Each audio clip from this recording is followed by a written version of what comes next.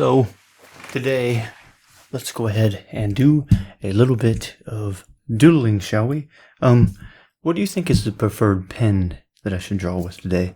Lamy Safari fountain pen, roaching isograph, maybe a Sharpie pen. Don't think I want to draw with that today. Been doing a lot of portraits though, doing quite a few of those. I do have requests from people about things that they want me to draw. And as a matter of fact, I've cleaned this like 10 times, and this pen still does not want to get clean. I don't know what to do with it at this point. I just don't know.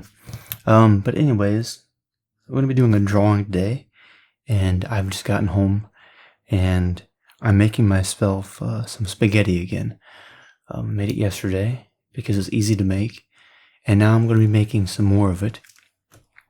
And then I'm going to eat, do some drawing. But other than that, I have a big yellow shirt on, and I look like a giant lemon or a banana. Which reminds me, I think I ate like 3 bananas today. And I don't know what I'm going to make tomorrow to eat. And I forget what I was even talking about. Anyways, if you do have anything that you want me to draw for you, do send me a comment down below, and we can take a look at that and see what it is that you want me to draw for you. I do mostly pretty much just portraits, drawings of people, or I can do a doodle. I think I'm better at doing doodles than anything else, but I can do portrait drawings if you want me to do those. I can do that. But I've got all my different pens here to pick from, and whichever one I pick is just going to be the one that I'm going to go with today, and we shall see what we are going to create. I was doing drawings in my Moleskine sketchbook, but being that my .35 is not wanting to work, and the .25 just takes forever to draw with because it's a smaller line, probably going to have to draw with a fountain pen or maybe one of my other technical pens in my sketchbook. And the sketchbook that I've been drawing in is this here, which is the Pentalic wire-bound heavyweight sketchbook. 70-pound weight, 80 sheets, and it's 8 by 5.5 inches in size. So it's a smaller sketchbook. I can get more drawings done, and but yeah, so let's go ahead and get started in the drawing and see what we can create here. And if you got any questions, go ahead and let me know. And also, if you would check on my Instagram, that's where I'm posting a lot of my drawings. Or any drawing request. That's probably the best way to actually get a hold of me is if you email me to my email, which I have linked under all my videos and on my channel, or you send me a message on Instagram. I can then work on a drawing for you. But let's go ahead and start this drawing and see what we can create. Advice nobody asked for. You ever been doing something that you've been doing for a long time? Years? Maybe even decades. And you're told how to do it when you already know how to do it. Or when you're told that you're doing something wrong, or that you're wrong when you know for a 100% sure fact that you are correct, and you try to be corrected on it, but you don't know what to tell the person because, well, they don't understand it, or they're just confused. I've had that happen, to where I've been told about something that I'm told I'm wrong on, and yet I know I'm completely correct. It's like if I was holding a slice of pizza, and I said, "This is a slice of pizza," and someone just was to say, "No, that's a cucumber."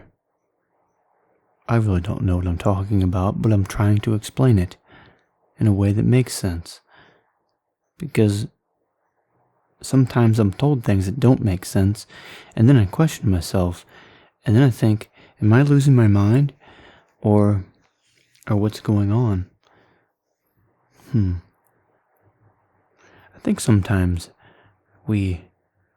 some people want to give advice, but I think they themselves don't like being wrong about anything, and so they go around telling other people what is right when they're just confused and lost and don't really understand what's going on. But I forget the reason why I even started talking about that, but I'm doing good. I'm doing a lot of doodling. I'm doing more time-lapse drawings now, getting those done out of the way. I wouldn't say out of the way, really. I think that's a wrong choice of words. More like getting them done so that I can upload them for you all to see. Gotta be more positive. Although I've been told that I see the world negatively, but I don't think so. I see the world for what it is. I see things as they are. Because if you're too positive, then you might get ahead of yourself and not realize what you're running into.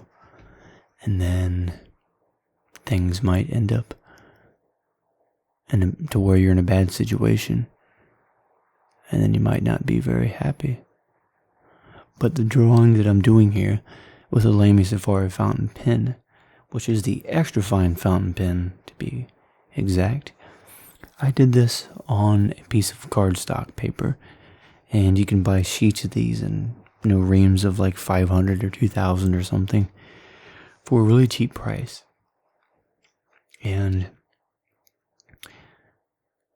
one thing is that I've noticed is if I'm drawing with something extremely expensive, I feel like I'm afraid to make marks on the paper. Like if I'm drawing with an expensive sheet of paper, like that expensive watercolor paper that people do hyper-realistic drawings on, I mean, at that point, I would probably do that to where I'm going to use the utmost best paper that I could possibly find to do a drawing on. But if I'm doing doodles, or I'm doing a lot of drawings, as long as the paper works, and it's going to last, and the ink isn't going to fade, and the ink isn't going to feather in the paper, it doesn't really matter to me, the brand, as long as it just works properly.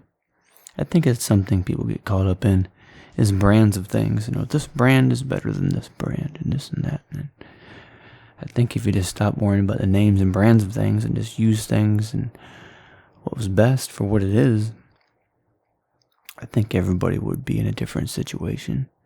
Or people that go out and buy something brand new just because it's name brand and they have to be up to date with it. I mean, the time spent and the money wasted doing that to upgrade something with a 1% improvement. You could just wait 2 or 3 years, and then by then, the money you have saved to get it would be, a 20% improvement. And if you waited 5 years, it would be a 200% improvement. Just depends on what you're using, but that's why when it comes to my camera equipment and everything, I don't get too worried about being completely up to date. I just use what works for me. But let me know in the comments down below what you think of this drawing, if you got any questions about anything else. Until then, thank you for watching, and you have fun drawing out there, and you have a good day. I'll see you later.